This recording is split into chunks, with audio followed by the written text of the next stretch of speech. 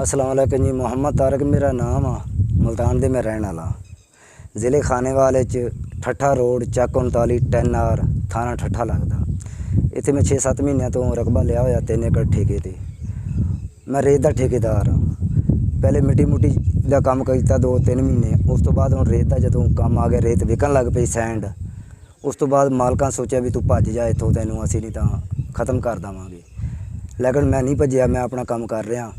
लिहाजा वो माल मेरा चोरी करा रहे हैं। बथेरा मना किया, मना नहीं होए। मैं थाने गया, थाने जिमीदार लोग आ, थाना मेरी नहीं हेल्प कर रहा। पैसे दे देवां तो कुछ दिन वास्ते मेरा काम 2-4 दिन चल जाता निक्का मोटा। फिर वो हेल्प ना करा पुलिस की, जोड़ा भी थानेदार तशवीशी होंदा, पैसे ना देवां फिर मेरा काम बंद हो जाता। फिर मैं उत्ते अफसरां कोले भी गया मैं भी मेरे तो पुलिस पैसे खाती, उन्होंने मेरे तो सबूत मंगया। फिर मैं सबूत यही लैके गया वहाँ दोबारे दरखास्त, फिर मैं चोरी की सीने चोरी की लैके गया थाने। तो थानेदार अकरम गुजर तशवीशी से जोड़ा उन्हें पैसे मंगे मेरे तो। मैं क्या चलो लै पैसे, मेरा काम कर, पर्चा कट। उन्हें कहा तू पैसे दे, पर्चा मैं तेरा चोरी का कटदा। लेकिन जो उन्हें पैसे लै ले, मैं वो वीडियो बना ली। फिर मैं वीडियो नैट पर चाढ़ दी। जो नैट पर चाढ़ दी, SP RPO नोटिस लै लिया, इन्होंने बुलाया मैनू।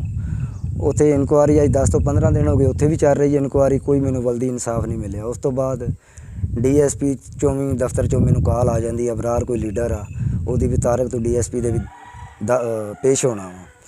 असी उत्थे पेश होने गए, आपकी दरखास्त लैके। उन्होंने, मैं अनपढ़ बंदा वा, उन्हें मेरे तो सैन अंगूठा लै लिया, दरखास्त मेरी दफ्तर दाखिल कर दी।